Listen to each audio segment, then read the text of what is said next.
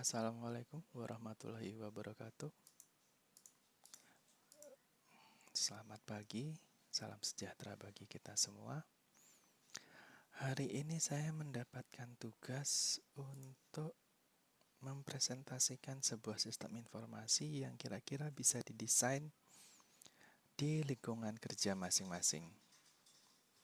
Nah, pada kesempatan kali ini saya akan mempresentasikan sebuah sistem informasi yang kita desain untuk fasilitas kesehatan primer, terutama pada posisi saya sekarang yaitu di puskesmas.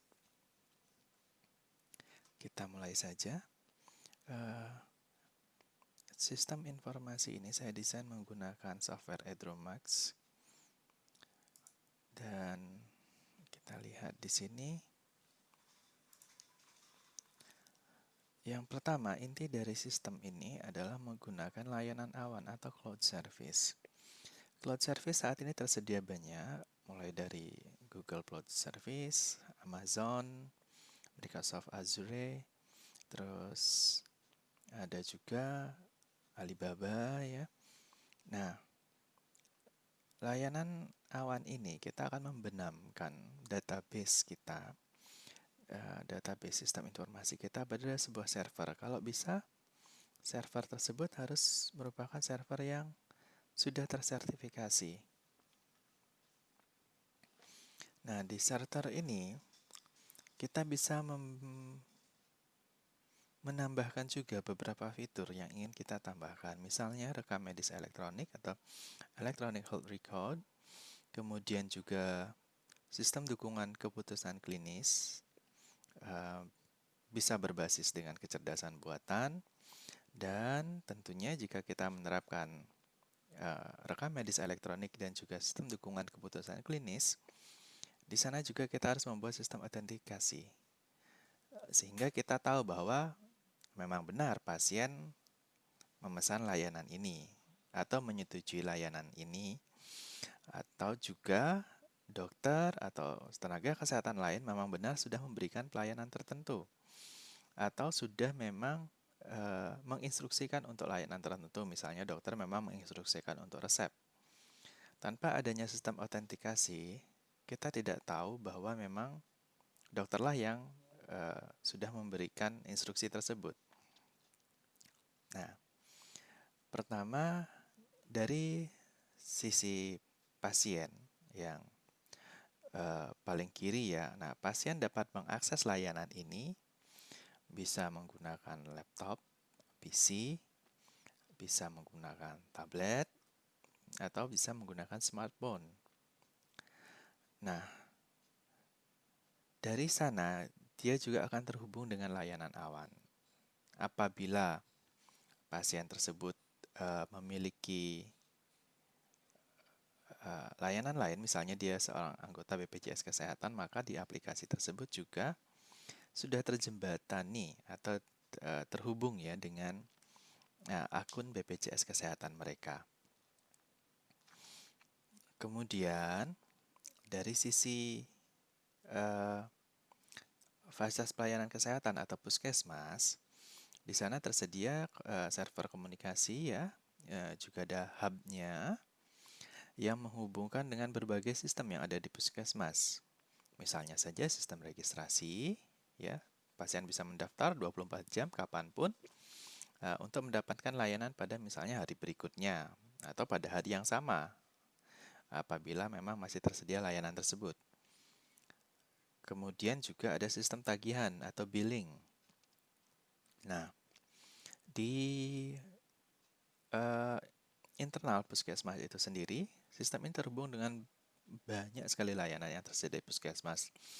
Misalnya pemeriksaan dokter, kemudian layanan ambulan atau gawat darurat, kemudian layanan pemeriksaan kehamilan atau KIA ya, kesehatan ibu dan anak, atau juga antenatal care, kemudian juga layanan laboratorium, radiologi bagi beberapa puskesmas yang memiliki layanan radiologi, dan juga layanan obat ya, farmasi. Nah, selain itu, ketika layanan ini juga memiliki HAR di server, seluruh layanan ini juga bisa dilakukan laporan ke vertikal, misalnya kepada eh, Kemenkes yang memerlukan laporan secara berkala ya, atau juga laporan vertikal tersebut bisa jadi ke Pemda, ya, pemerintah daerah di mana misalnya eh, salah satu bentuk laporan itu adalah tagihan ya, tagihan dari pelayanan yang sudah diberikan.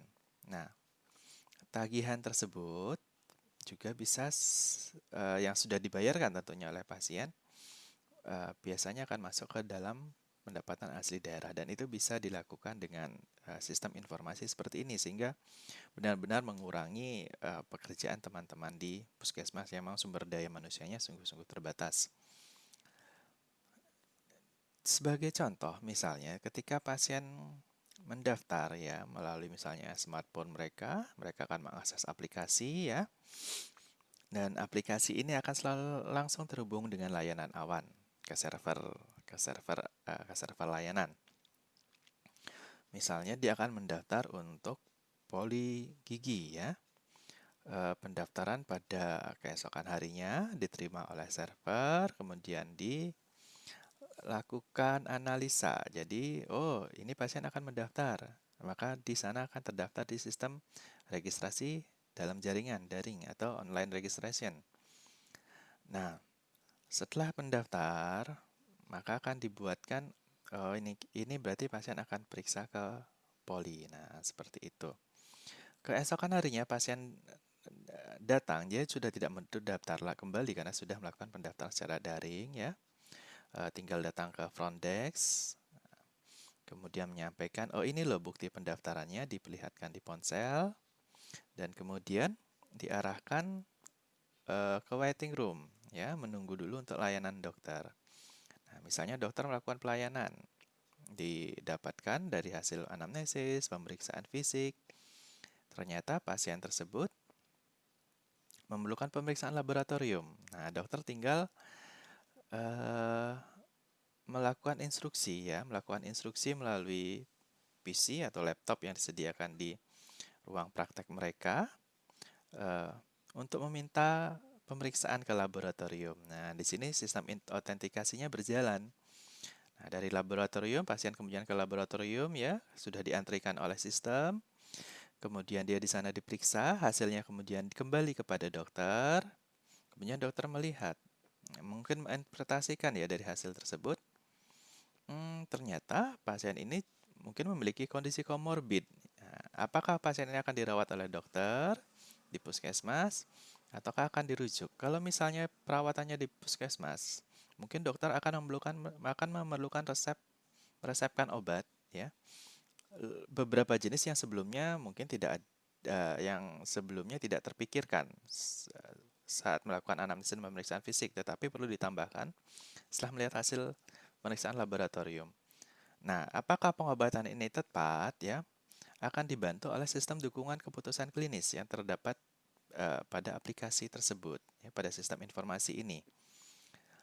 Apakah pasien bisa diberikan obat ini? Apakah pasien memiliki alergi? Ya, semuanya itu akan sudah diperingatkan oleh sistem. Tapi kalau ternyata kondisi tersebut memerlukan rujukan, maka dokter akan meminta melalui sistem informasi kita rujukan ya. Tentunya kembali ke penyedia yaitu BPJS Kesehatan yang sudah terhubung dengan sistem. Eh, Apakah rujukan yang bisa diberikan? Jika bisa diberikan ke rumah sakit mana? Nah, seperti itu. Misalnya, diberikan rujukan. Nah, setelah diberikan rujukan, pasien bisa melihat di aplikasi mereka. Selain rujukan yang tercetak ya tentunya, bahwa ini ternyata dia lihat di ponselnya, oh saya harus ke rumah sakit ini, saya dirujuk ke rumah sakit A, misalnya ke poli dokter ini pada tanggal sekian jam sekian. Nah, seperti itu. Sehingga layanan di sini benar-benar menjadi terpadu, terhubung dengan semua sistem pelayanan, kemudian tercatat ya, terekam melalui rekam medis elektronik. Kemudian juga bisa dipertanggungjawabkan karena memiliki sistem autentikasi. Nah, seperti itu. Bisa juga terhubung dengan layanan eksternal, BPJS Kesehatan juga bisa menjadikannya langsung sebagai media laporan vertikal. Nah, seperti itu sehingga para tenaga di puskesmas tidak akan sibuk membuat laporan setiap bulannya yang tentunya menghabiskan banyak waktu mereka. Saya rasa demikian presentasi saya kali ini. Saya berharap bisa bermanfaat. Wassalamualaikum warahmatullahi wabarakatuh. Terima kasih.